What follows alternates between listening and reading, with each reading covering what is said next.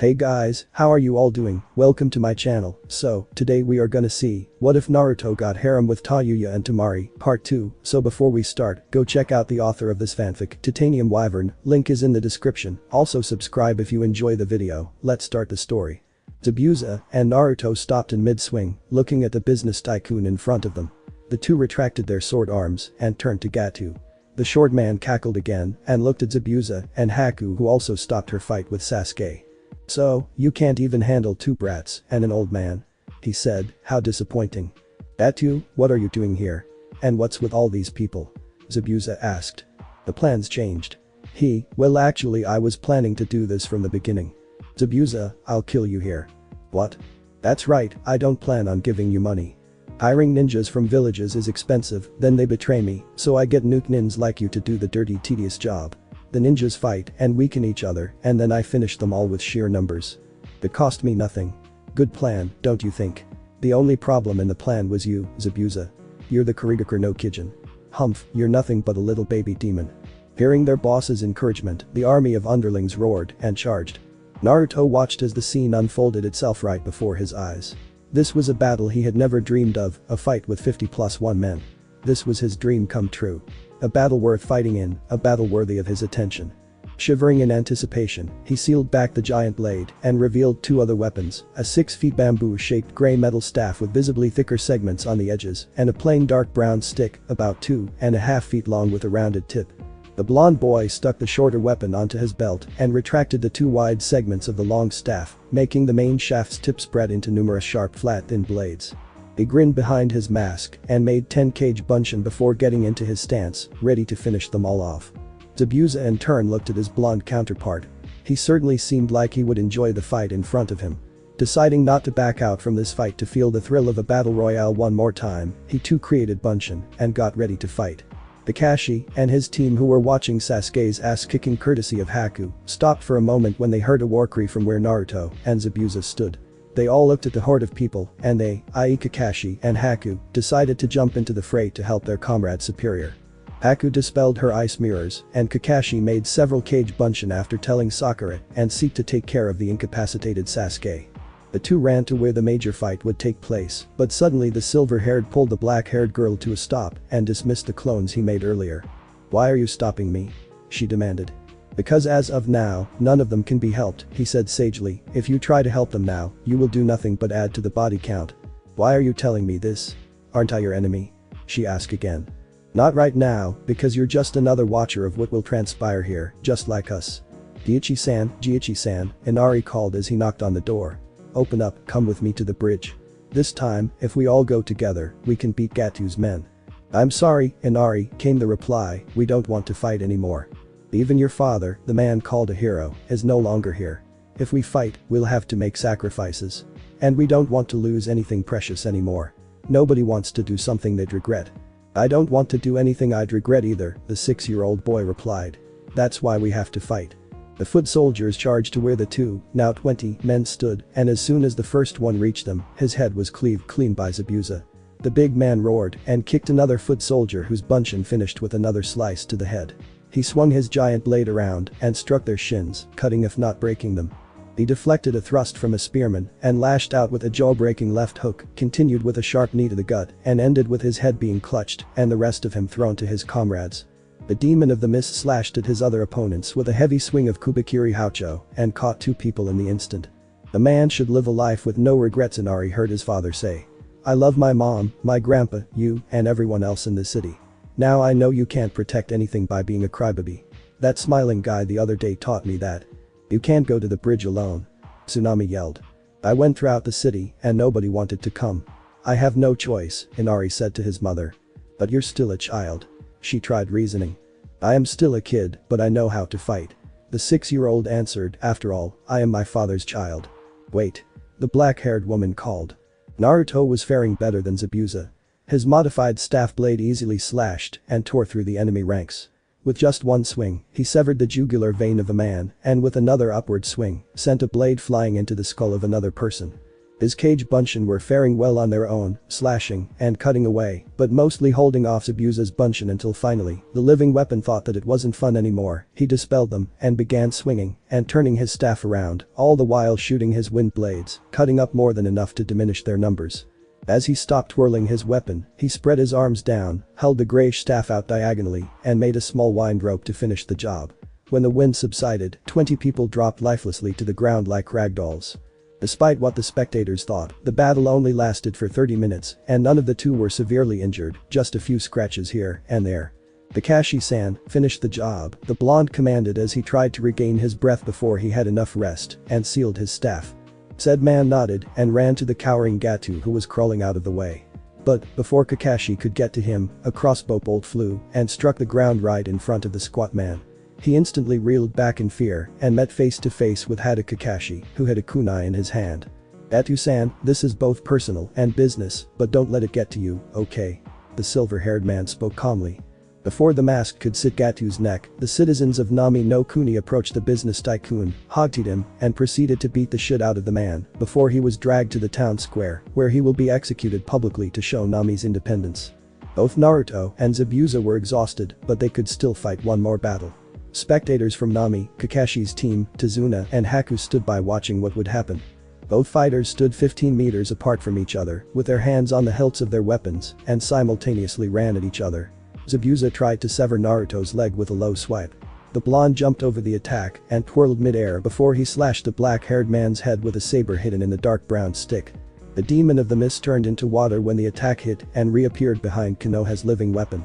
He kicked Naruto and used his body as a platform to jump back several feet away, all the while doing hand seals for his strongest move, Daibakufu no. The blonde's body lurched forwards as his opponent's feet kicked him hard and sent him flying. Using a well-timed spin, he landed on the ground gracefully and prepared his untested move. The 12-year-old concentrated thousands of small wind blades on his palm in a rotating manner, slowly at first, but continued to grow faster by each passing moment until the wind took the form of an orb. No, it's not Rasengan. The blue-eyed boy finished at the same time as Zabuza, and both of them released them at the same time. Daibakufu no, the older man called out. Senpuiden, the boy shouted. Whirlwind orb. The two spinning hit each other with the same force. Water dispersed into vapor as the tremendous kinetic energy was converted into heat. Soon, the whole battlefield was filled with the vapor, and the two fighters disappeared from view. The spectators watched anxiously, waiting for the result of the fight. 5 seconds passed quickly, and the steam dissipated, showing one scene they all would remember for a long time. Naruto's thin saber pierced Zabuza's shoulder, while Zabuza's Kubikiri Haucho's flat side hit Naruto's head and cracked his mask a little. Both of them slumped down, too exhausted to do any more. Haku saw her master's condition and rushed to him, trying to confirm his condition. Kakashi, however, stood where he was, not doing anything other than telling Seki to carry the unconscious Sasuke and Sakura to go with them to Tsunade's house. Kakashi-sensei, about Tsurugi-san, Sakura said. Don't worry about him. He's way tougher than that. You might want to step back though, the tall man said as he walked to his comrade. Oi, Tsurugi, are you still alive? The masked boy lay still for a while before he suddenly stood erect like a raised corpse, eliciting a loud shriek from Sakura. Naruto turned to the pink-haired girl sharply with little to no emotion at all before he looked away and regarded Kakashi with a nod. So, what are you going to do now? The way I see it, you didn't kill Zabuza, the scarecrow said as he flipped his porn open. Nothing. The mission specified for me to only eliminate a threat to the Sharingan, the living weapon said curtly. Okay then, do you mind if we take those two along? They asked, pointing to Haku and Zabuza with an inclination of his head. Doesn't matter, came the reply. The blonde then sniffed the air several times and glared at a tree exactly 56 meters away from him. What is it? The silver-haired pervert asked. Nothing, yet, Naruto said before he reached into his pockets and flopped down a soldier pill. Later that night, Konoha no Tsurugi stood on the eaves of Tsunade's house with a faraway look on his cold blue eyes, focusing on a cloud in the vast sky above. Something in your mind? Kakashi asked out of nowhere. Naruto looked at those who had appeared from the ladder that led there and shrugged dismissively. I see then, well I'll be just downstairs if you need me, the tall man said as he dropped to the ground and mentally played a scene of hardcore porn in his mind. How long are you going to be there, Tayuya? The blonde asked calmly in a light-hearted voice. So you noticed me, eh? The red-haired girl asked as she appeared in a vortex of dust. It'd be hard for me not to. What the fuck do you want now? Here to kill me now? I heard the new Konoha no Tsurugi is a bigger nutcase than the one before. Kill you? Where's the fun in that? I seethed in anger and yelled out, so you're gonna rape me, then kill me? Rape you? No, because you see, I will make you suffer. Suffer more than any suffering you've felt before, the blue-eyed boy said. Now leave. We will be seeing each other more often. The foul-mouthed girl looked at the psychopath weirdly, but left nonetheless in great hurry, without failing to notice the crazy grin Konoha's living weapon had behind his mask. She couldn't see it, but she could feel it all too well.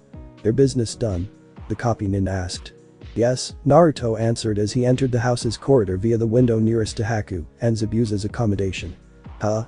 I thought your mission was to protect Sasuke. No. My mission was to 1. Ensure the safety and activation of Sharingan. 2. Eliminate any threats to the Sharingan. 3. Assassinate Gato. It specified nothing about your student, Haddock-san, the smiling boy said before taking his mask off and proceeded to check up on his 2 prisoners. Okay then, you want me to go? Please do. Naruto entered the room calmly without his mask. He closed the door rather softly so it didn't make any sound. Haku noticed his entry and quickly turned her head to the new entry. Seeing the unknown blonde, she looked to calm down a little, but still kept her hand on the needle hidden by the long-sleeved turtleneck she wore. Lower the weapon, the living weapon said sternly. The black-haired girl froze when she heard that voice. It was the same voice as that masked person in the woods and the bridge. Why? She asked. Why what? Why didn't you kill us? No reason. I thought you two would be more useful alive than dead. Haku stayed silent at those words and hung her head low. In desperation, she grabbed the hidden under the sleeve of her shirt with both hands and stabbed it at her neck. The black-haired girl closed her eyes, waiting for death to claim her, but felt nothing of the sort. Slowly, she opened her eyes and saw that another hand stopped the weapon's travel. The thick needle had pierced the hand through and caused a rather large amount of blood to flow. She looked at the hand and its owner before she got enraged and yelled at him, Why? Why can't you just let me die? I've outlived my usefulness. I failed my master, so why can't you just let me die? Naruto stayed silent for a while before he asked, what would I achieve? If you had just let me die, then I wouldn't have to live with the shame of failing my master. Then you would rather die with the shame of failing your master? Haku was at a loss for words. Was it what she wanted? She heard many cases where people commit suicide to regain their honor, but she never had a reason to think whether it was true or not, until now. Or would you rather die knowing you killed yourself for nothing worthwhile? Now be quiet, the patient still needs rest, and you arguing with me can easily rouse him of it. Zabuza's dream. Zabuza relived that 5 seconds in his life he would never forget. Those 5 seconds that seemed to go forever, the 5 seconds of dueling with the living weapon of Konoha. He remembered each move, where both he and his adversary moved in speed that seemed impossible to humans. But he thought, both of us aren't at that level of humans anymore. The big man recounted the fight after the vapor appeared. Both of them were slashing and hacking at each other in what seemed like 3 minutes, but was actually 1.5 seconds. Zabuza's sword arm throbbed with pain due to overuse, as did Naruto's feet for his continuous fast footwork. Yet, the older man knew in his mind that he had more advantages. More experience, larger stature that gave him more power, and a secret weapon he stored in Kubikiri Haucho. The blonde boy in front of him whose breath wasn't labored, thought furiously for an opening he could make or a move that could end the fight shortly. He searched the library of jutsus in his mind, but found none that suited his purpose, and reluctantly accepted that he had to create one. The demon of his mist made numerous one-handed seals, and ended with his palm slapping the side of his large blade. In the same instant, the black blade glowed light blue, signifying the usage of chakra. The summoning Naruto thought to himself as he too summoned another power deep within himself. He summoned the power of the Kyuubi no Kitsune to make sure this one move he had just thought up to work. With a loud roar, the bandaged man leapt and swung his blade in a wide arc, letting the blue aura that surrounded his blade to fly wildly, striking the wave that gave name to the country of waves and, to Naruto's amazement, froze the water that the weapon hit. The masked boy's summoning of power was complete and immediately a red aura engulfed him, protecting the blonde from the one unknown effect of the technique he was about to unleash. Naruto created a burning tornado around himself that also turned his blade red hot. Then, the masked boy raised his sword and by controlling the tornado, he shot himself towards Zabuza. Naruto's fiery tornado and Zabuza's freezing sword aura clashed in equal terms of strength which ended with the blonde boy's saber piercing the bandaged man's shoulder and his giant blade hitting the younger boy's mask, crushing several parts of it.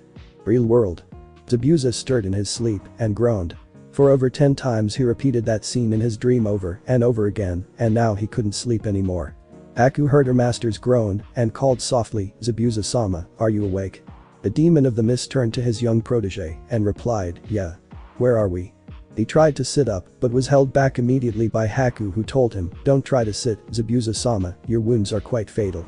Somewhat disgruntled about his inability, the bandaged man lay down and looked at the blonde boy who stood near him. "Konoha no Tsurugi," he hissed through gritted teeth. "Harigakure no Kijin," Naruto said back. The two paused for a while, neither of them said anything before the older man finally told his servant student to leave the room. Haku closed the door behind her and strained her ears to hear anything that might be noteworthy, but failed. The room was either soundproofed or they were talking in very low voices. After 3 minutes of trying, she gave up and walked down to the dining room where Team 7 and Tazuna's family were having dinner. Halfway through the hall, she stopped herself. Would they hate her because she helped in the attempt to kill Tazuna? Would any of them try to kill her? What if Zabuza was killed just after she closed the door? All these thoughts bothered her so much, she didn't realize she had just bumped into Kakashi.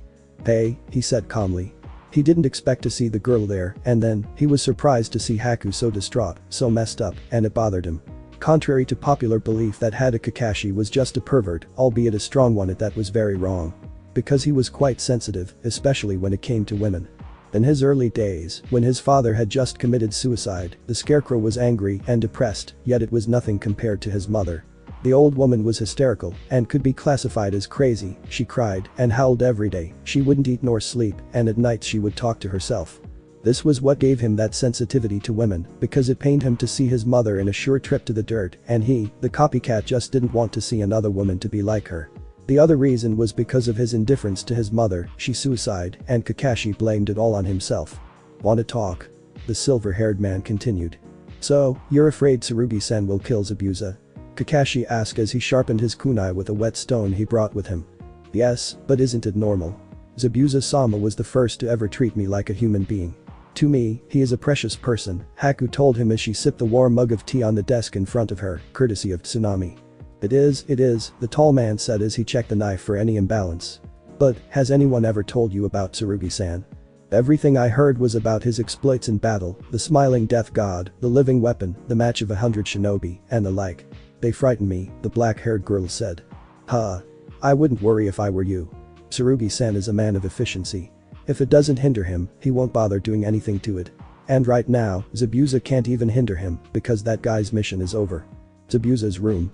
Zabuza and Naruto stayed silent before Haku left the room, both of them didn't want her to know what would happen.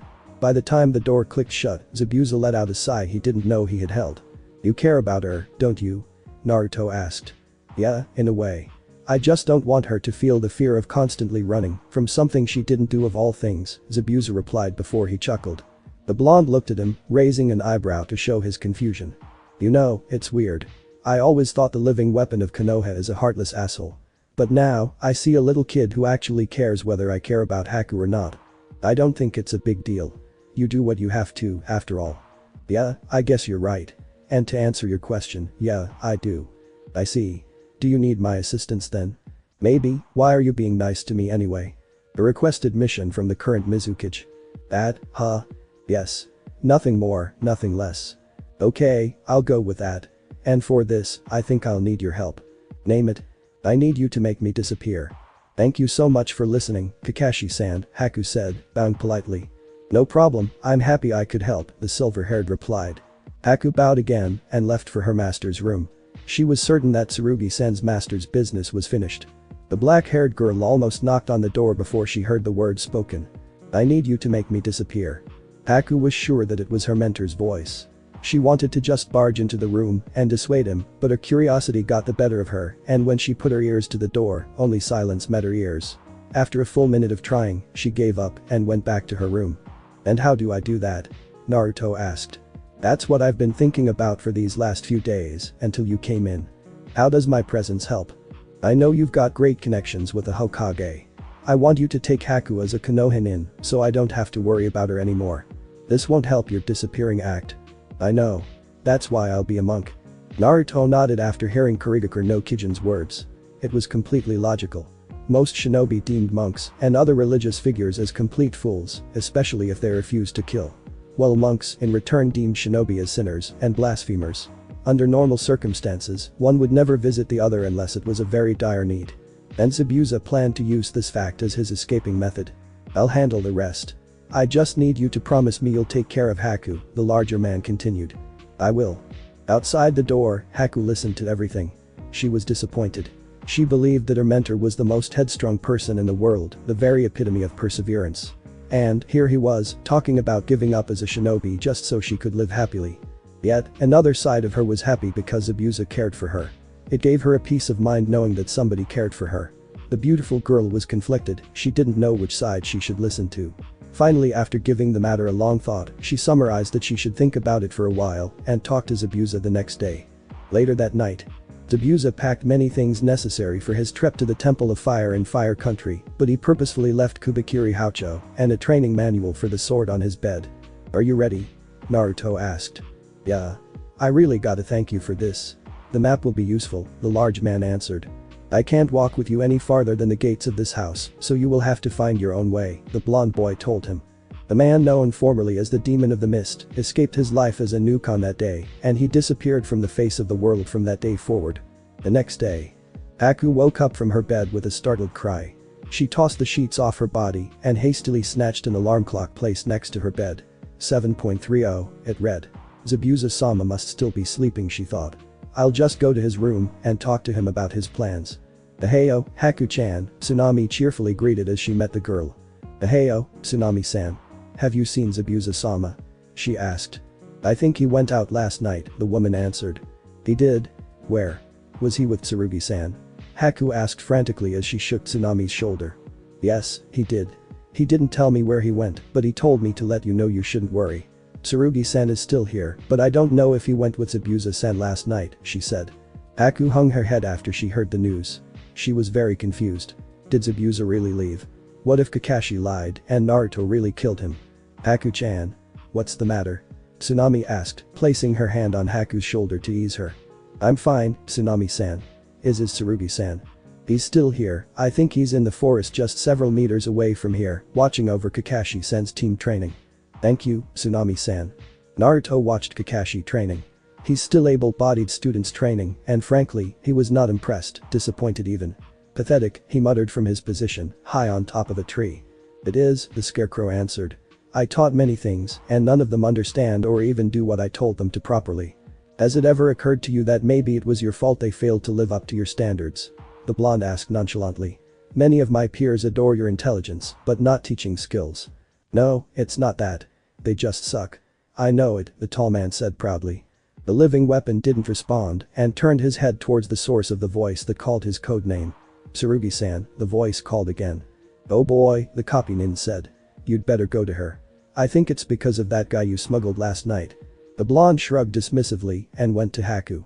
Where is Zabuza-sama? Haku demanded as she placed a needle in front of Naruto's neck. He went to the Temple of Fire in Fire Country. I thought you heard it when you eavesdropped on us, the blue-eyed boy answered. I did, but I don't trust you. Suit yourself. Maybe it'd be better if you go to his room. Haku went to Zabuza's room as Naruto advised her to and was half surprised, half heartbroken. True to his words, Zabuza wasn't present in the room or any other rooms she had looked into. The black-haired girl swept her eyes across the room and found a large wooden box tied with a red string. She approached the box, which was placed on the single bed in the room, and cautiously opened it.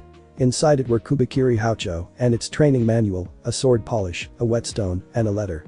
Then, she realized that Tsunade and Naruto were honest, but she couldn't find any proof that Naruto didn't kill Zabuza, hid his body, cleaned the room, and acted innocent.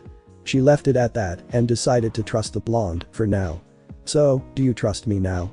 Naruto asked as he saw Haku walking down the stairs. For now, she said venomously. I read his letter. And? How does it concern me? The blue-eyed boy asked. You were mentioned in it, she answered. I see. Take a seat, this might be a long conversation. So tell me, what did it say? He told me to go with you and not to worry about him. Then do it, I thought you trusted Zabuza. I do, but how do I know that the letter isn't forged by you? You killed him and hid his body somewhere. How do you know that I don't? You have no proof that I helped him escape, but you also have no proof that I did otherwise. Fine, I'll go with what the letter told me, Haku said sternly, but if I find out that all of this is a lie, I'll kill you. Kakashi's team had to stay in Nami no Kuni for about 3 months because the bridge's building progressed slowly, but still, it was progressing. During the time, Sasuke had healed his injury but still had a damaged ego and needed much time to get used to the fact that he wasn't the best before he could act normally again. In 3 months, the silver-haired Jounin's irritation to his team also grew. Sasuke wouldn't stop sulking, Sakura would always fawn over Sasuke, and Siki would always complain about everything. Again, he wondered why he took up the Hokage's offer for him to take a genin team. After all, he could always stay in Anbu and get more money. But if I don't, that psycho's gonna be the one who'll teach them, he mused again. Maybe, letting that crazy woman Anko teach these brats was a better option than having to deal with the periodic headaches he usually had. The scarecrow was considering pestering Naruto, so the living weapon would give the brats a good scare, just for the hell of it. Alas, his hopes were crushed when he saw a purple-haired woman wearing a khaki trench coat, mesh shirt, and miniskirt, who went by the name Midarashi Anko. "Kakashi? Where's Tsurugi-san?" she asked brashly to the silver-haired. "He's inside, why do you ask?" Kakashi never got his answer because Anko had ignored him and just entered the house. Inside Tazuna's house, Naruto was polishing his numerous weapons, checking them for scratches or unwanted gashes and ridges. He knew they were made from the best materials, after all he was the one who requested what they were made of. But still, checking the well-being of his gadgets and tools of trade was a relaxing pastime for him, and it wasn't a waste of time either. This was the only thing that he did outside the necessities of humans and his nearly never-ending missions, and sadly, the peace that it built was about to be broken by one woman. Midarashi Anko. "Tsurugi?" The woman called out after she politely told Tsunade and Tazuna that she was a co-worker of Konoha Nin. Naruto looked up to Anko's scowling face and took off his mask, showing the near-emotionless smile he always had on his face. The woman smiled in turn before she groped him. "Hello, Anko-san," the boy greeted, not stopping his activities. "Hey, Ken-chan." Explanation. Ken and Tsurugi basically have the same kanji, but have different kana. "It's been lonely without you," she purred out. "Has it? I've never noticed," he replied. "Now, I believe you are here for a reason, a very good one, correct?" "Oh yeah," she yelled out and instantly released him. "The Hokage told me to give this letter to you." Naruto wordlessly accepted the letter and read it carefully, trying to find the hidden messages should there be one or more. Finally, after confirming the letter's contents, he folded it back and stood up. "Where are you going?" Anko asked. "Back to Konoha." That letter was a letter of summons. "I must hurry back." "Okay, need me to help you pack?" "No, that's fine." "Aku, pack your things," Naruto told her as he began sealing the numerous weapons he laid out on the floor. The black-haired girl looked up to him and gave him an angry look before she complied and put the items inside her traveler's pack. Anko peered into the room and noticed the not-so-thoroughly clean scent of blood in their room. And with her keen senses, she estimated there were blood scents of 40 different people. Could it be that was the amount of people he had killed? Konohagakure no Sato, Hokage's office, about 1600 hours. The old Hokage was watching the bustling road of Konoha when a knock came from his door. He beckoned the door guard to open the door and saw 3 people he wanted to see. Naruto, Anko, and Haku. As soon as the door was closed, Sarutobi greeted them all warmly but professionally and told them all to sit down. "So, you are Haku, I presume?" The old man started. "Yes, I am Hokage-sama." "And are you willing to join Konohagakure as Tsurugi's letter stated?" "Yes." "Very well, you will be put as part of Naruto Tsurugi's team on a special recon mission that will start exactly 1 week from now, so get ready," the professor told them. The 3 stood from their seats after excusing themselves from Sarutobi. The ladies left, but Naruto still remained in the room, knowing full well that the leader of this village must have wanted to tell him something. "I forgot to tell you something, Tsurugi. As of today, at exactly 1600 hours, you are transferred from Konoha's secret Anbu unit Na to my direct underling. So, you only do missions for me and Konoha, not Danzo or Na." The living weapon bowed respectfully at the old man and turned on his heels to leave the room. "This is not what we agreed on, Hokage-sama," Danzo said through gritted teeth. "Is it? Then refresh my memory of what our agreement was," the Hokage said. The one-eyed leader of the Na division of Anbu felt like a fool for doing it but recited it anyway. "Anyone from my division may not be transferred unless he or she is deemed worthy to be chosen by the current Hokage as his personal aide. And I did just that. So, in what way did I break our agreement? With all due respect, Hokage-sama, you've just taken our village's most valuable asset. Our village's asset or your stepping stone to your ambition?" the old man asked sternly. The one-eyed militarist growled in anger and left the room with a quick pace before he finally slammed the door. Hokage's secretary desk. "Tsurugi-san, Hokage-sama asked me to give this to you," the woman said when she saw Naruto pass her desk with a young lady. "What is it?" The key for your new apartment.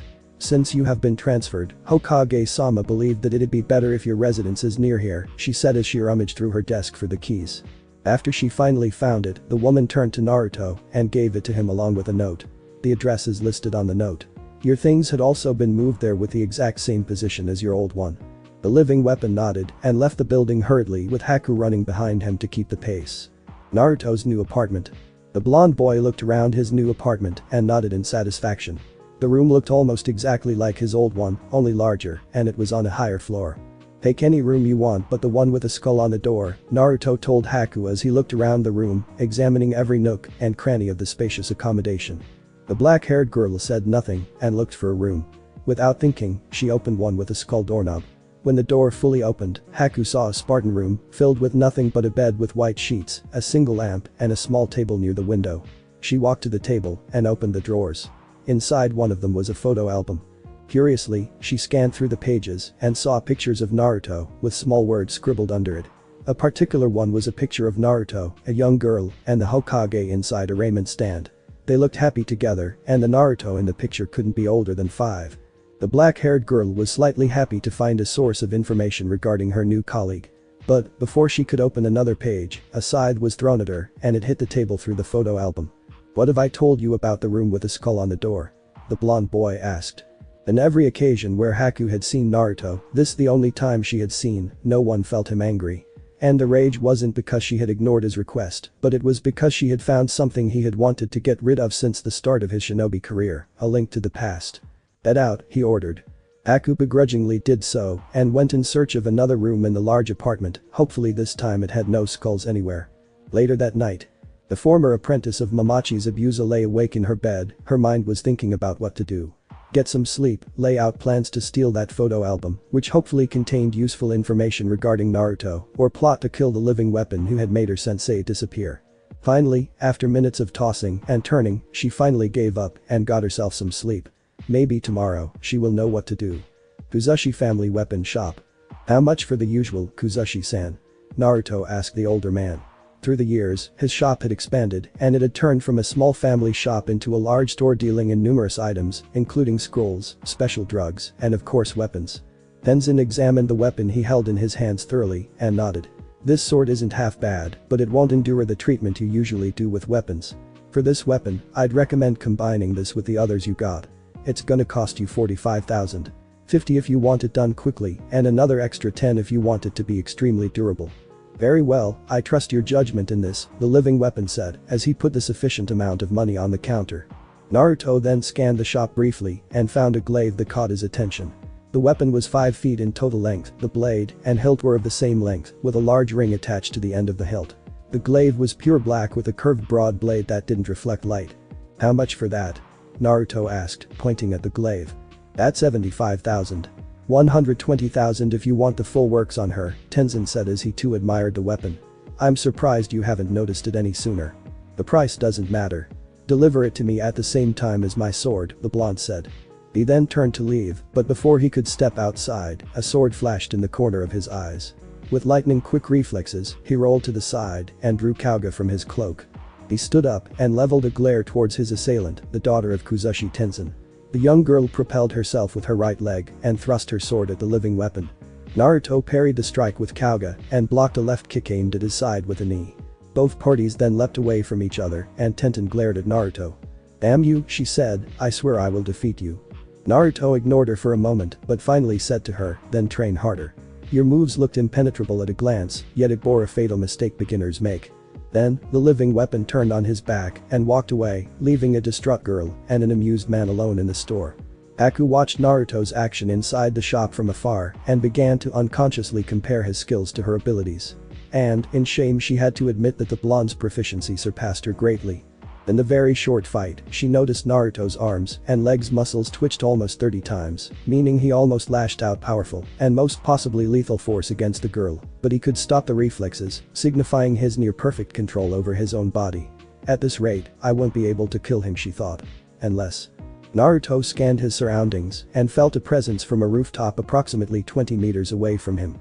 The presence felt familiar to him, but he dismissed it as paranoia. Haku followed Naruto to a secluded alleyway in the northern sector of Konoha, the slums of the village to be exact. The blonde took a left turn, and the girl followed behind him, waiting for the perfect chance to throw the needle in her hand, the same one that had Naruto's blood on it. The brunette followed Naruto closely, watching and following every turn and jumps he made. She lost sight of him briefly, but it made her lose track of him, and he disappeared from his sight. The former protege of Zabuza cursed under her breath and turned to return to her quarters in Naruto's apartment, but her steps were stopped by the smiling face of Naruto, who had discarded his mask. The face looked happy and calm, yet the emotions it generated were far from it, as it exuded such a great feeling of dread and fear to her. "Tsurugi," she croaked out. "Aku," he greeted back as he drew his saber from underneath his cloak, "why are you following me?" Aku stared back at him for a few seconds before she disappeared in a puddle of water. "Izubunshin," Naruto muttered after he dipped his fingers in the puddle and sniffed it. "That woman is a liability. And every liability must be annihilated." The blonde swiped his fingers on a chimney closely and prepared to give pursuit before he noticed that he was sailing towards him at a very high speed. Letting his natural instinct to react, he let loose 3 wind blades that severed the thin needle into 6 separate identical pieces, which now fell to the ground harmlessly. Weapon thrown from a distance of 30 feet, aimed at the heart, 20-degree angle. "Assailant spotted," Naruto muttered mechanically as he turned his face to the northeast and put on his fox mask, beginning assault. With that, he ran towards the direction where his supposed assassin was, intent on severing the fool from limb to limb, and he had a very good idea who it was. Naruto chased the assassin feverishly, all the while noting his surroundings and footing. The assassin was only 90 feet away, he surmised.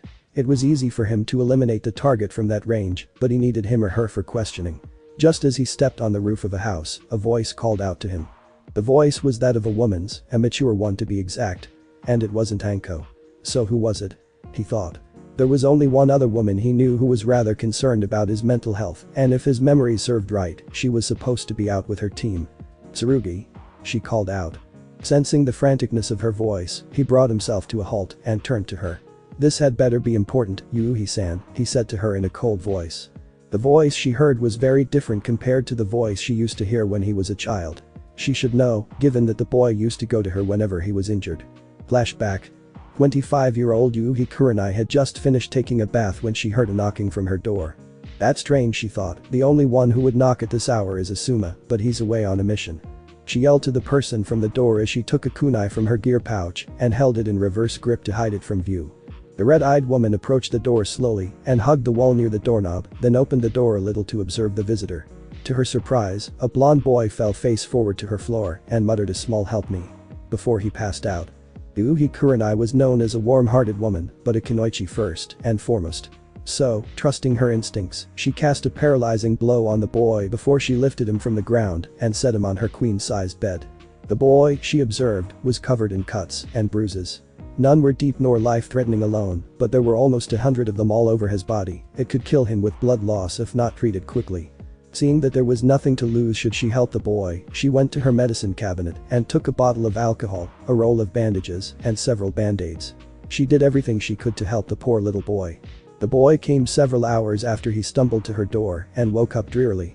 Seeing the unfamiliar ceiling, he surmised that he was in another room in the hospital until a woman's voice called him. "Oh? You're awake. I thought it would take later until you can wake up. I've been in worse conditions." "I think I've gotten used to it," Naruto said, suppressing a grimace of pain caused by his left arm. "I see. What's your name?" "I don't think I've ever seen you around before," Kurenai said warmly. "I'm Uzumaki Naruto." Yuhi Kurenai, pleased to be an acquaintance, said, offering her hand. Unsure of what to do, Naruto accepted the hand and shook it. "I think," she said, "we will see a lot of each other." Then flashback. "Hokage-sama summoned you," Kurenai said after she took a deep breath to calm herself. "Summon me?" Naruto asked back. "Very well. Wait, Tsurugi," the red-eyed woman called to him before he used Shunshin no. "I'll go with you." A trip to the Hokage's office. "I was worried about you," Kurenai started. "I'm perfectly fine. There is no need to be concerned about my well-being," Naruto replied. "Yeah, but after that one time you showed up on my door, I can't help but think that I'm responsible for you, you know. I am already considered an adult. You don't need the extra burden, nor do I need a guardian." "I know, but still. We all have our own roles to fulfill, Yuhi-san. And being concerned about me is not one of yours." The blonde stopped her as they both reached the Hokage's office. "Let me worry about myself," he said with finality before he went in and closed the doors, not turning back. "I can't do that," Kurenai whispered. "Not after I've seen what you could do." Hokage's office, 1640 hours. Have you called for me, Hokage-sama? The living weapon asked. I did. It's concerning your new mission. I thought I should break it up to you, Naruto-kun.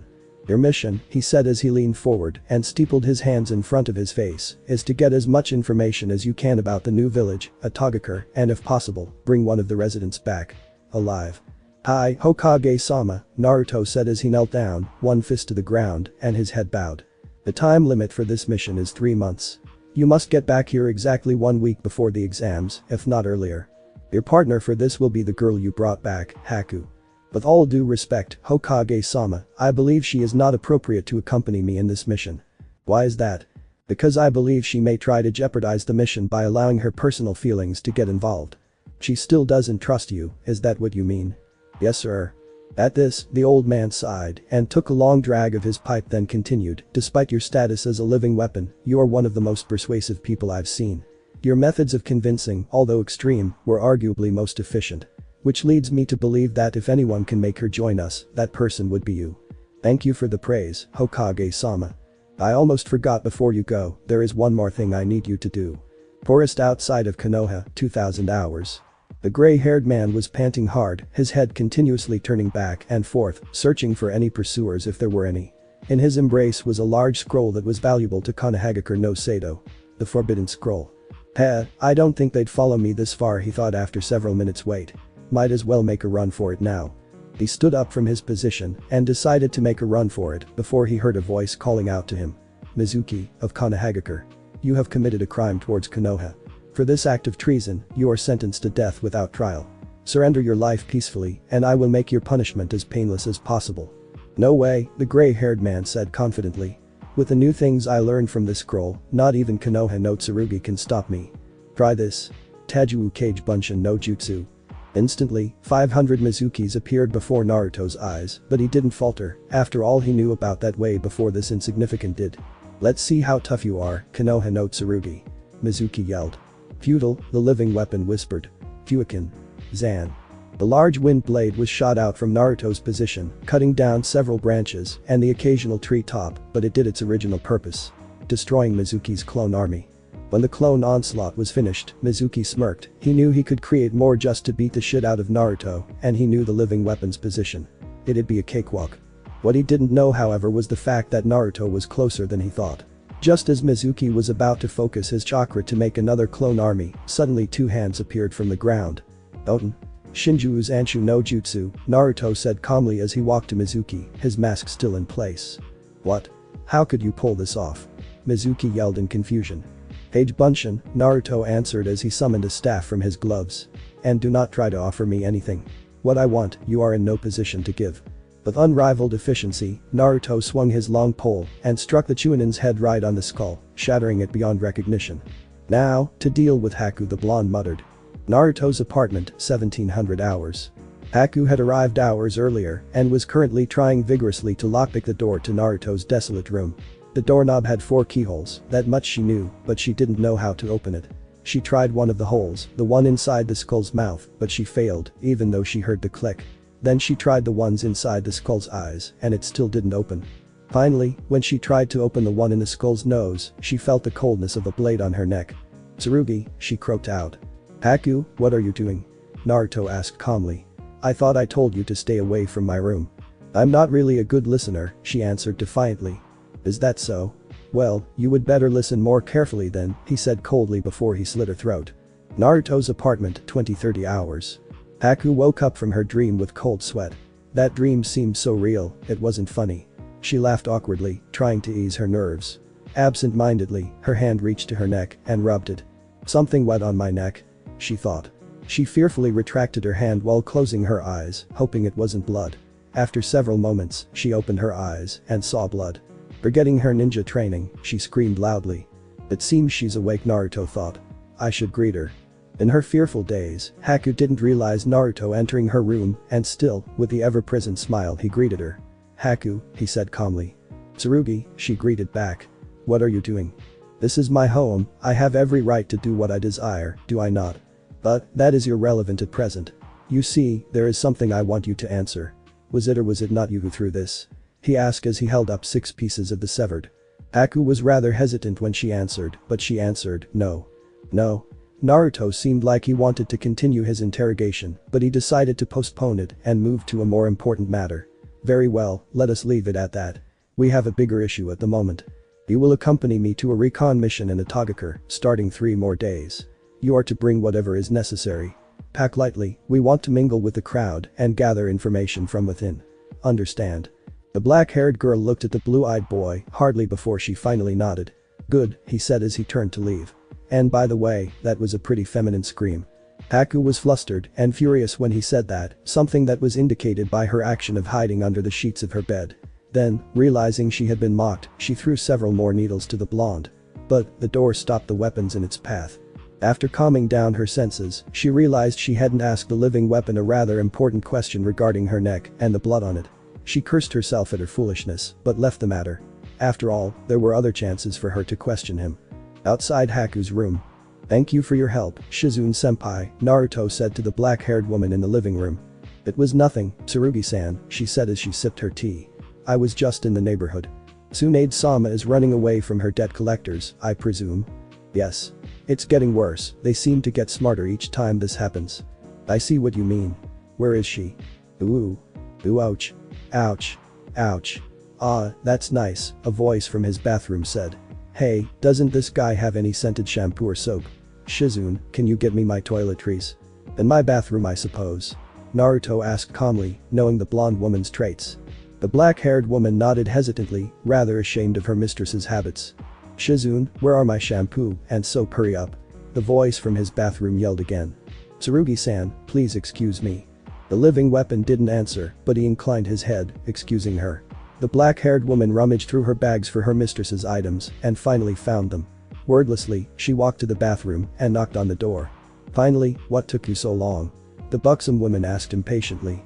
Shizune didn't answer, but pointed towards the ever-smiling Exanbu who was sitting cross-legged on the couch of his living room. Ah, Tsurugi, Tsunade greeted sheepishly. Greetings, Tsunade-sama. It has been a long time since I last saw you. Tsurugi, nice to see you so smiley. I am always the same, Tsunade-sama. And it seems you are too. Later that night, after Naruto made sure Haku's sleeping. So, you're telling me that you'll be going for some unknown time and you want us to take care of your place? Tsunade asked. Actually, only Shizune-senpai because I know for a fact that you will do no such thing, Naruto answered. The buxom woman felt insulted but let it slide. Every time she wanted to beat him he would evade successfully, so there wasn't really any point to try to punch him. And I want you to keep an eye out for Hokage-sama, the living weapon continued. What? You think someone's out for a living? Yes. It will not matter who will be trying to take our letter out of the picture, but we must make sure. Correction, Tsurugi. Only you. Last I checked, I don't have that responsibility. Oh, but you do. You see, you owe me something. Really? I thought Shizune healing that girl you almost killed paid the debt. No, that made me owe her something, but not to you. I still remember your debts to me, each one of them.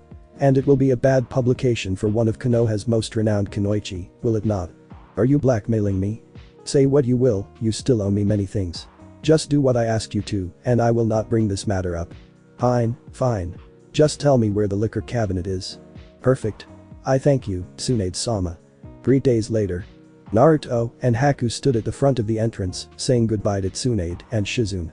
After reminding Shizune where the cleaning supplies, dressers, hidden traps, and laundry were, Naruto turned to Tsunade to tell her where the hangover medicine, liquor cabinet, and spare sheets were just in case she puked all over hers. Shizune asked the blonde boy whether he had forgotten something. After confirming the condition of his supplies, he bid them farewell and went to Otogakure. The road to Otogakure, approximately 5 days away from Odo. Naruto and Haku were running at top speed from Konoha to Odo, so it was really not a surprise that the black-haired girl seemed winded, not to mention she lacked sleep and rest. It was a wonder to herself that she hadn't collapsed in fatigue. Yet, after 3 days of travel, Naruto began to gradually slow their pace to the current rate they were at. 8 hours of sleep, 10 pauses and or rest 5 minutes each, 3 meals a day, 30 kms per day. The beautiful girl often wondered on this trip whether she should ask the living weapon what was on his mind, seeing that his behavior was quite odd in their travels. The curiosity was bugging her, and the need to know grew with each passing second, but she endured. She must be patient to have what she wants. As night falls, Haku saw that Naruto was reading a book titled Intermediate Human Interactions. Out of curiosity, she dared herself to ask, "Why do you need to read that?" The boy turned towards her, but said nothing and continued reading. He had too many things in mind, and he judged that the question was rhetoric. "Hey, answer me," she yelled. "That was not an important question, so I surmised you had something else you wanted to ask." "So, you better ask a real question," Naruto answered in an annoyed manner, which was quite noticeable to normal people. "Okay. Then answer this. What's in your mind?" "Something that doesn't concern you in any way or manner," the living weapon said as he marked his book and closed it. "We're partners in this mission. I don't want you to mess up because you got distracted by something that's not important." On Shakudan, soul-burning pill, the boy started in a solemn manner. "Ever heard of it?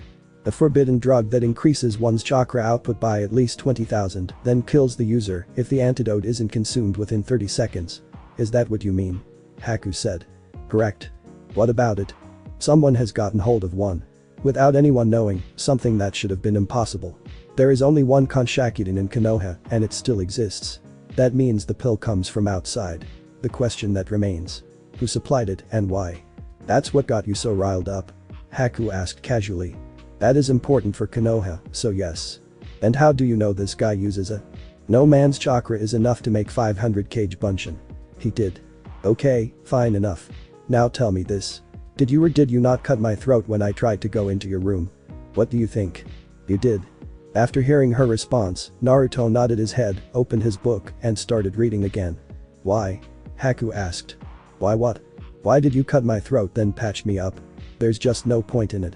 "Think what you will," he said calmly. "You still haven't answered my question." Naruto looked at her, sighed, then marked his book and closed it again. "People like you," he said, "are too stubborn for your own good. The only way the mind will learn is probably by making the body learn.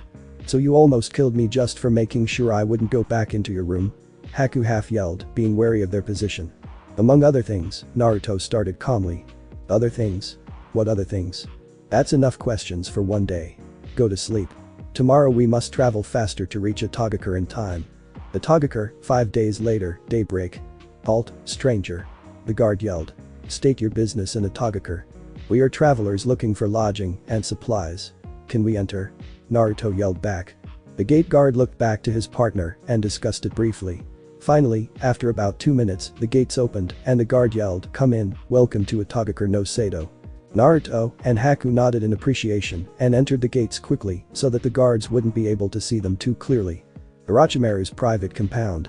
"Orochimaru-sama, there is a message from the gate guards," a ninja said as he ripped a long sheet of paper from a printer. It said that there are 2 travelers, one male and the other female, who have just entered the village. "I see," the serpentine man said. "Any details?" "Not in particular, sir. He just said that the female had black hair and the other's face was concealed with bandages." "Sir. There's just a new message," the messenger continued. "He said that they both stayed at the Shirahebi, White Snake Inn." "I see. Keep me informed," the snake said. "I have a feeling those 2 might not be any ordinary travelers." "What do you think, Orochimaru?" a man's voice asked from the shadows. "They might be the 2 Konoha inns you told me about, but there are no proofs as of yet.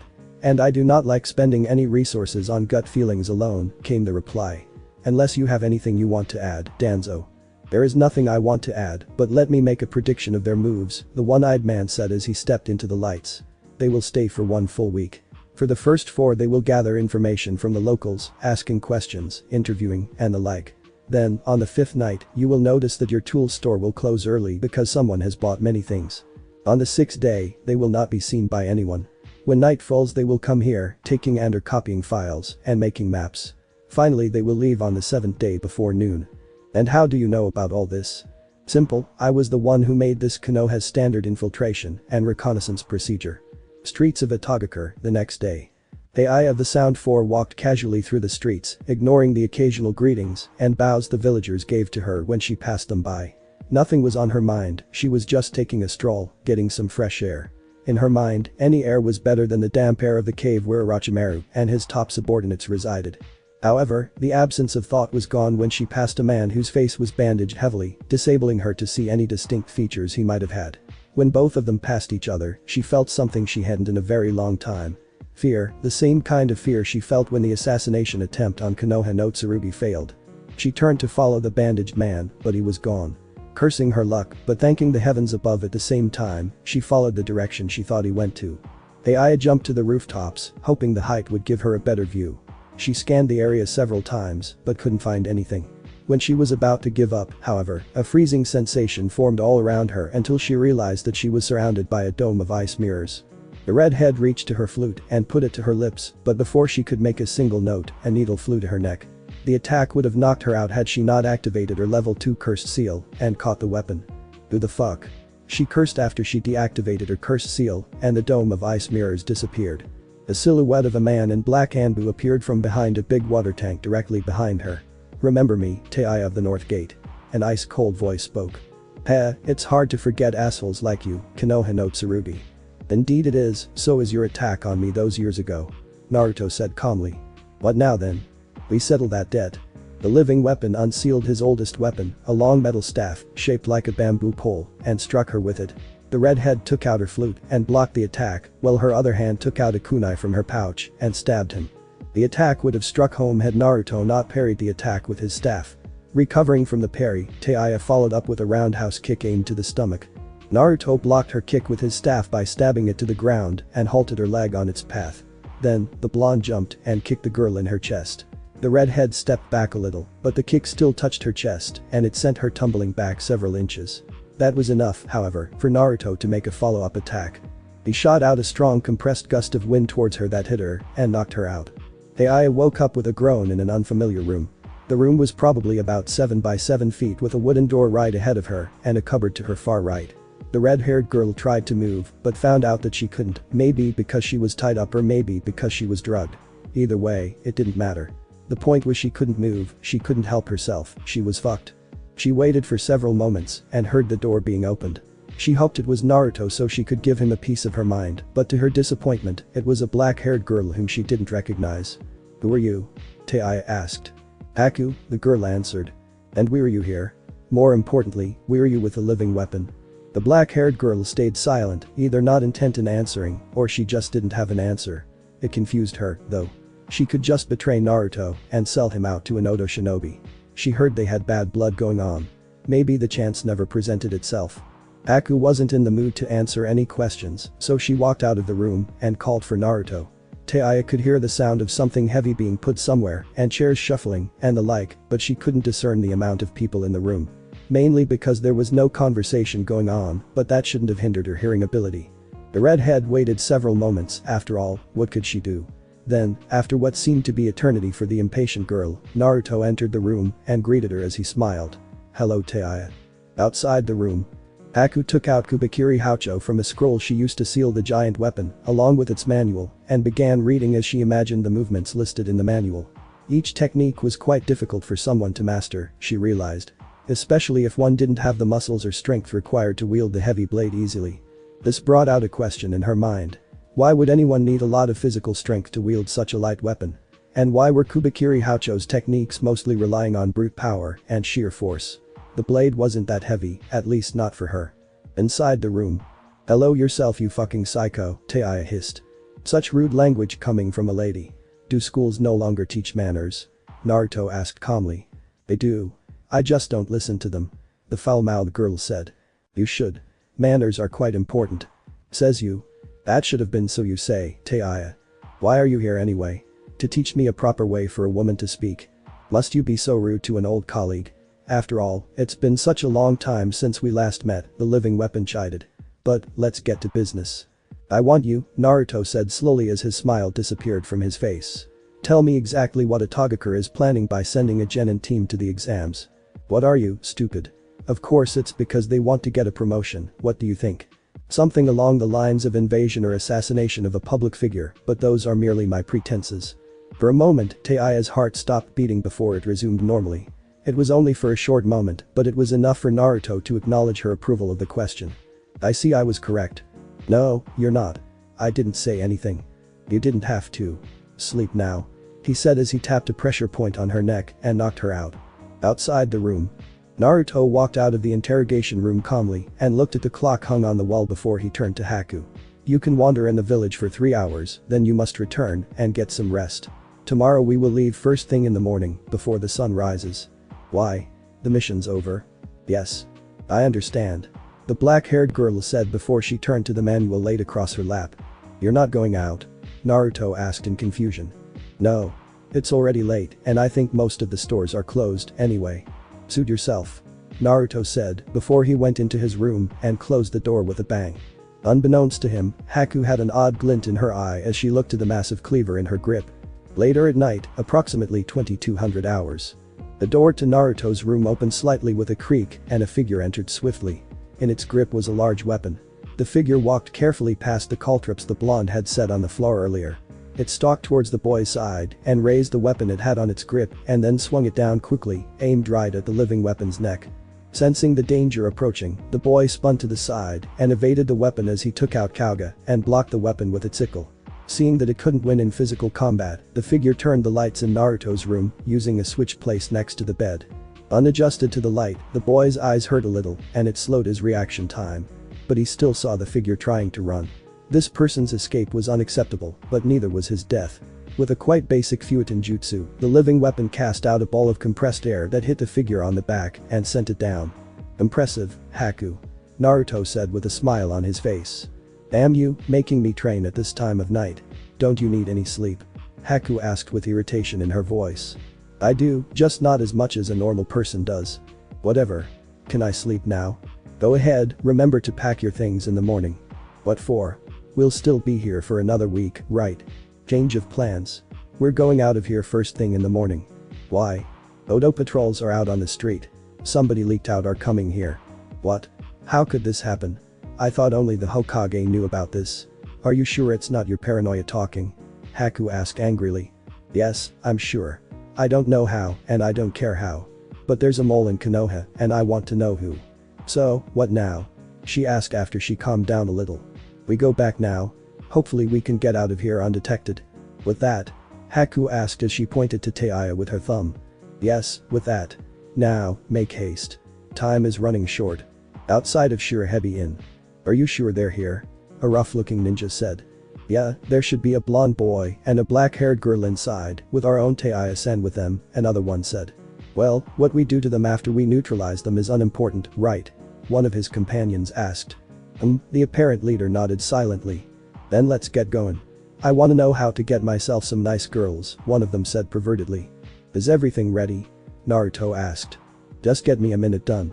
Let's go, Haku said after she put all her bags inside a scroll. The blonde boy nodded before he felt something amiss. He motioned for Haku to stay on guard while he checked the door which was being knocked at. The living weapon looked to the light coming down from under the door and surmised that these people who had probably come for him were closing in. So, without a second's delay, he twisted his body so that he was facing directly to the door, picked out a spear from his portable armory, so to speak, and thrusted the weapon through the door. In that second, one of the Odo nins got stabbed through the heart. Before his comrades even had the chance to react, another stab came, and another until there were 8 new holes in the shinobi's body. Then, the first victim slumped down with wide-open disbelieving eyes. The other shinobi gaped at the sight of their fallen comrade, but even before they could react, a volley of wind blades were shot, and without even a chance to blink, their heads were severed. It seems we must leave quicker than expected, Naruto said. Haku nodded and threw a large duffel bag, big enough to fit a person inside, to him, which he caught with ease before the two ran away from the room and into the streets of Otogakure. Near the gates of Otogakure, Jiro the sentry was feeling rather bored.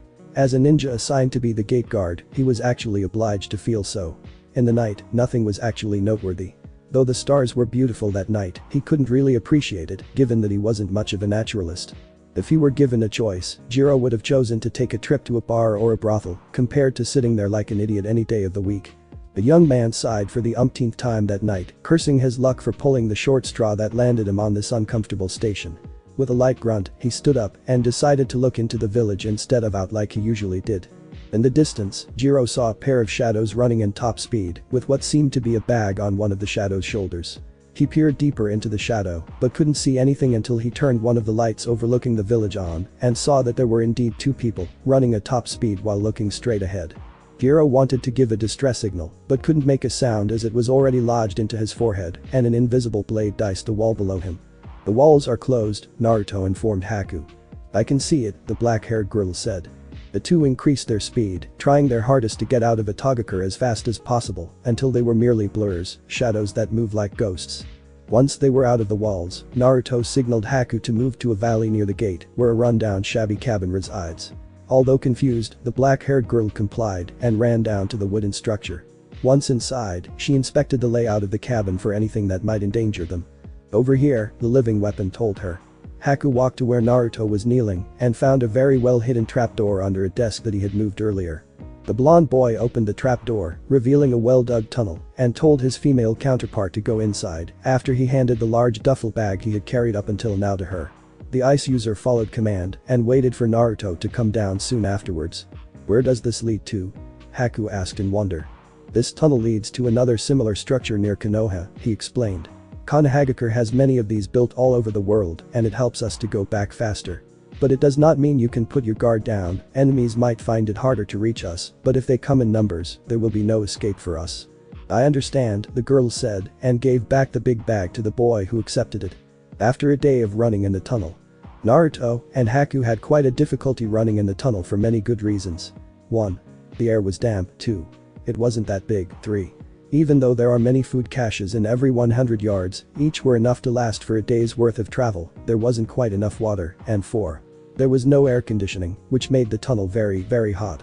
Of course, given the fact that the tunnel itself wasn't so deep underground, Naruto could easily cut a slit on the ground above him, enough to refill the tunnel with air, but still, he couldn't do it every time he wished to. It was dangerous enough thinking about the cave-ins that might occur if he does that every time it became uncomfortable.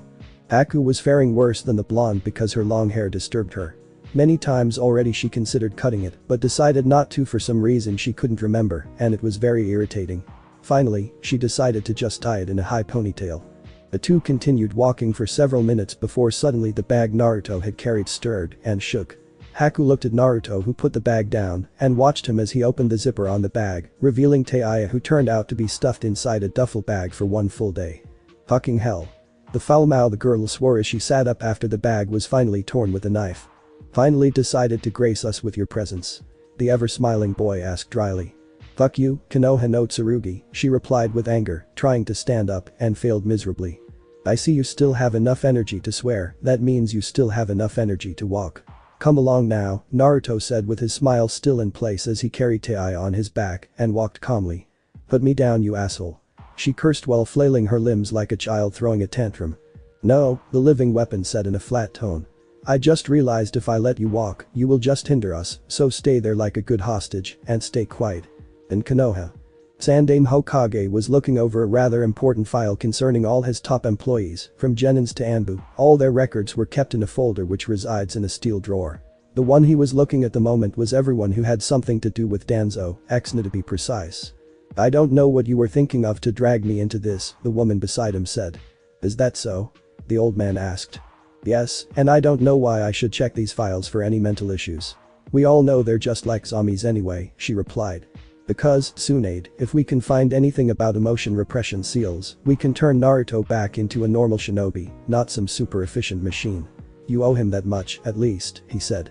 "If it even exists, for all I know, it could be some urban legend you cooked up," she said. Finding no words of comeback, she looked away, stayed quiet, and continued looking over the files, hoping to find something. Konoha's secret tunnel, approximately 75 km away from Konoha. "Aren't you going to say anything?"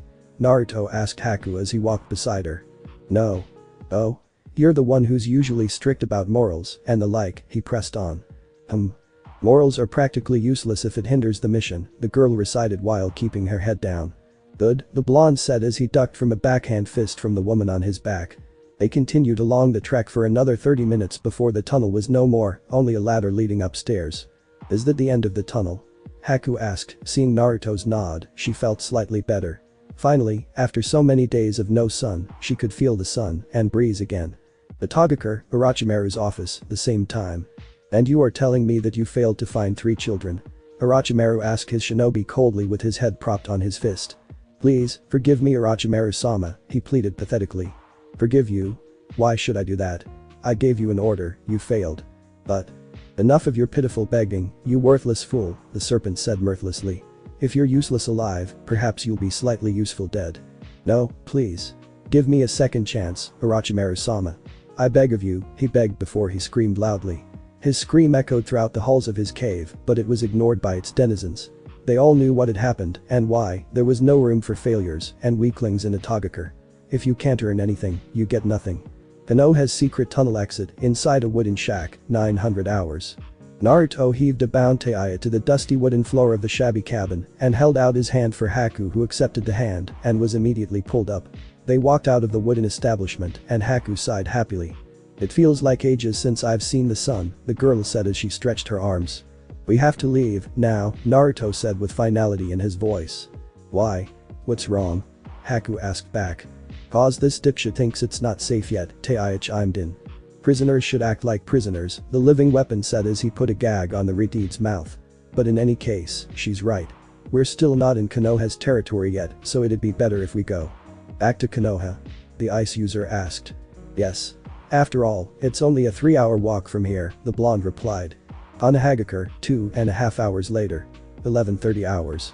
"Well, that was earlier than expected," Naruto said calmly to Haku and Tayuya. The former looked very tired, while the latter looked shocked. "I'll go to the Hokage's office to give my report, and prisoner, you should go home and take a rest if you can," he said to the black-haired girl, who nodded tiredly and went back to the apartment she shared with Naruto. Naruto's home, 20 minutes later. "I'm home," Haku mumbled tiredly. "Welcome back," Shizune replied sweetly as she put down a magazine she was reading earlier and walked towards the younger girl. "Do you want anything to drink?" "No thanks," she replied, "I'd rather get some sleep first. I'm so tired." "Oh, okay then. Is Tsurugi-san?" "He's at the Hokage's office for some debriefing and reports. Probably to hand over that one girl too," she continued as she dragged her feet to her room.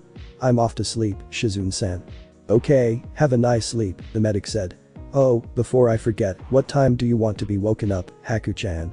Her question wasn't answered as the younger girl had already fallen asleep in her room. Hokage's office. Naruto entered Sarutobi's office quickly through the window that had been opened and slowly set Tayuya down on her knees and made her kneel. "Mission completed, Hokage-sama," he said with a smile on his face. "Hey, no greeting for me?" Tsunade asked as she emerged from a scroll library in the adjoining room. "Hello, Tsunade-sama," he said with the same smile. "Hello to you too, Naruto," she said slowly. I haven't heard that name in a while. Any reason why you called me that name?" "Actually, there is, but I'm afraid it'll have to be explained later," Tsurugi Sarutobi said with a dignified tone. "As you wish, Hokage-sama," he replied. "Whatever you say, sensei," the buxom woman said offhandedly. "Now then, what's your report?" the old man asked. "The mission is complete, but the primary mission objective was unable to be accomplished. Secondary mission objective is accomplished, and I believe that the secondary mission objective is able to make up for the incomplete primary objective," Naruto said. "This person," he continued as he pointed to Tayuya, "is one of Orochimaru's elite personnel, and I believe she can provide necessary information for us regarding his plan for Konoha." "Is this merely an assumption or a proven fact?" Sandai asked. "It is both, Hokage-sama. She had given us enough information to know of the outline of Otogakure, which is accurate, but the rest is yet to be seen," Naruto replied.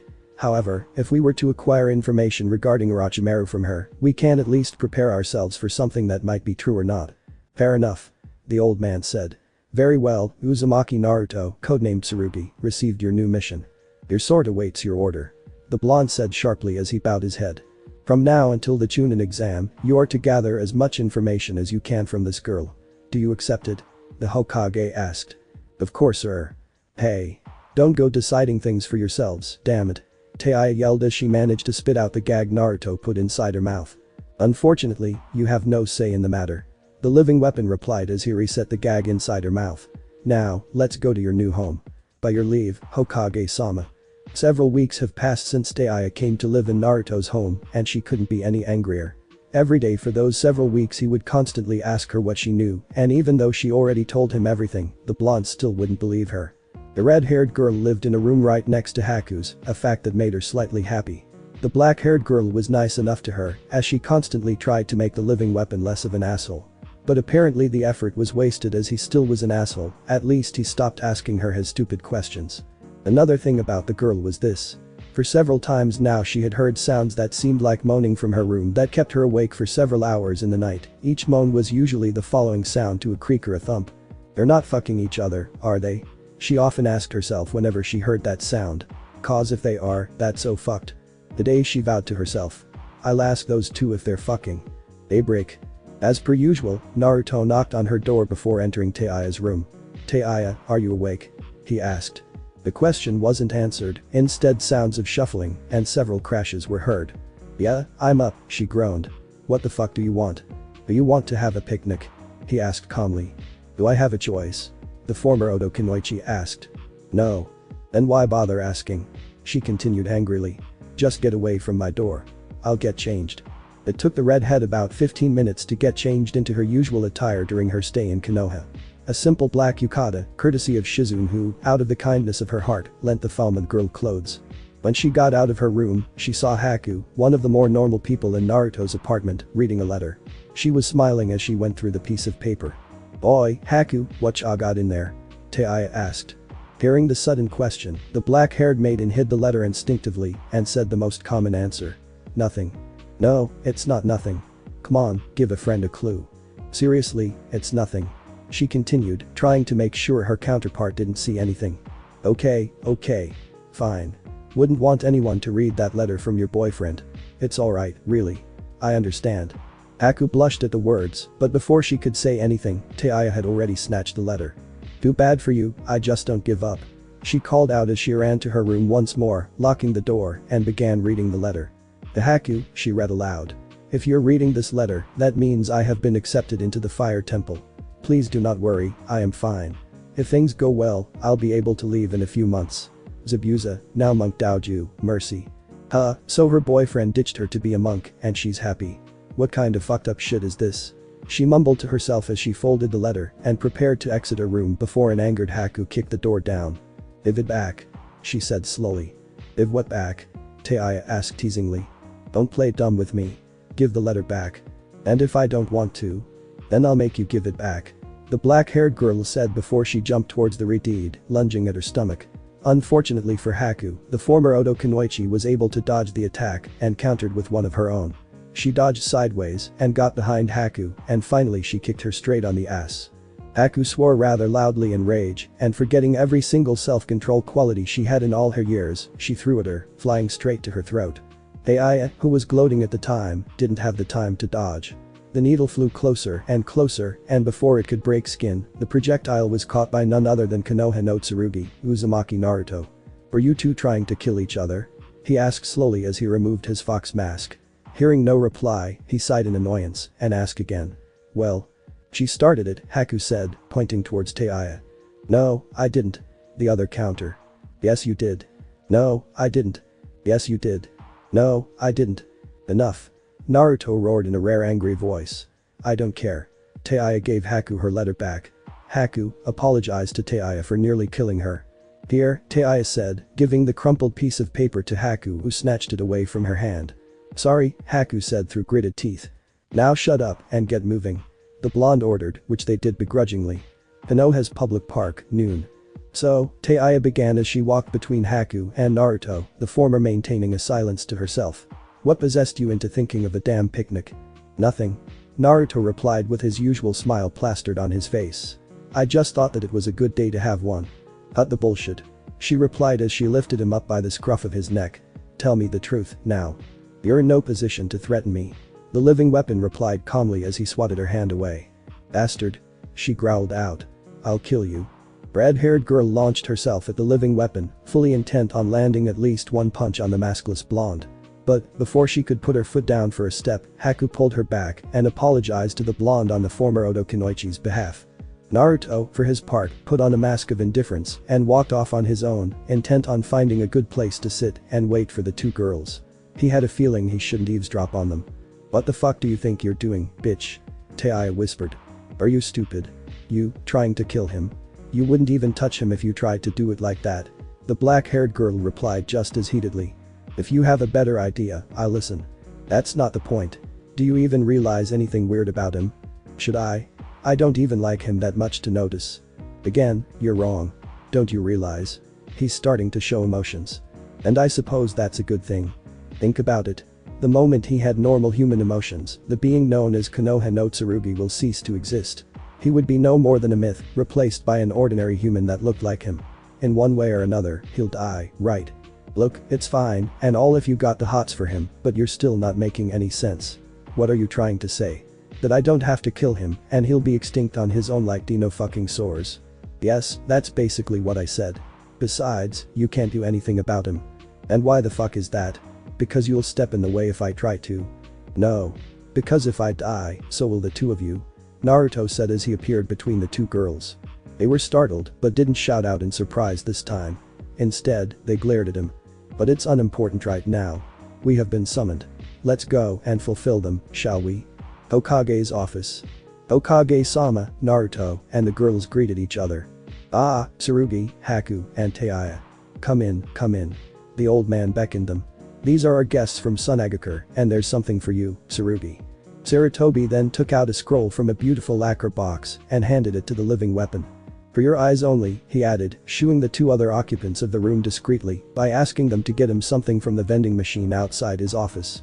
Receiving the piece of paper gratefully, the blonde opened it and read the scroll quietly, not wanting to disturb anyone. After a few grunts, he finally rolled it back and returned it for the Hokage. I am very grateful for this honor, Hokage-sama. Honor, eh? Well, that's one way of putting it. Is there another? He politely inquired. The brother is more like it, my boy. The old man said with a laugh. Besides, this is big, not only were you engaged to someone from such a high ranking, you also got to be my personal bodyguard during the exams. But, how could it be a bother, Hokage-sama? By political marriage, our relationship with Tsunade might be strengthened, and to be a bodyguard of the Hokage is a great honor. That's true, I guess, but wouldn't you like a chance to have a normal life any time in your life? Get a wife whom you love, live happily, and carefreely, something like that. No, someone like me can't let our own wishes cloud our sense of duty. And we can't help but forsake our own selfish desires for the good of many, the boy said sadly. Patriotic words, my boy. The old man said, impressed. I am sure your parents would have been proud of you if they were alive. The old man then pointed to another scroll inside the lacquer box, on it was written. To Naruto, my son. I have no parents, sir. I am a sword, forged by battles, and tested by the heavens. The forge where I am made is my mother's womb, and they who forged me is my father. Thus, they are my parents. He claimed as he threw the scroll to the air and shredded it. What are they talking about? Haku whispered to Tayuya. I can't listen to anything. These guys either soundproof the damn room or ain't talking at all. Tayuya whispered back. Ah, Haku-san, Tayuya-san. What are you doing here? Asked a lackey. None of your business. The two of them shouted in surprise. Oh, okay then. He said in bewilderment. But you might want to move a little bit, some people have business with the Hokage, you know. Then, the door opened as Naruto exited, startling the two girls as they almost fell down, but quickly compassed themselves and stood up straight again in no time. You two are still here? The blonde asked as he approached the two girls, but bumped on the way to someone. A boy who was wearing a black bodysuit with cat ears on his hood. Temari, tell me something. He started. Is this the day to be impolite towards everyone? In just this day alone I've been bumped by two people. First was a brat and now he's this freak. What the hell? I still think it's because you're not careful. Now shut up and don't even think of involving me in your monologue. A girl with 4 pigtails stated irritatedly. But, the boy tried to defend his opinion, but was cut off by another member of their merry group, a psychotic-looking Riti who looked like he could use some sleep. Shut up, Kankuro. This one's my prey. Mother has asked me to spill his blood. The psychotic-looking boy yelled as sand spilled around him. Bara, please, calm down. Not now, okay? He said, trying to calm his student. And what'll you do if I don't calm down? He asked menacingly. Look, I'm using at this cheesy soap opera exchange shit, I'd like to get out of here, it's starting to get cramped. Tayuya said loudly in annoyance. To their surprise, every newcomer moved to the side, allowing the fiery girl access to the exit, followed by her two companions, a blonde boy and a black-haired girl. Something told them that they would see more of those three. The end. Thanks for watching my video, and make sure to check out the author of this fanfic, link is in the description, see you next time, till then sayonara.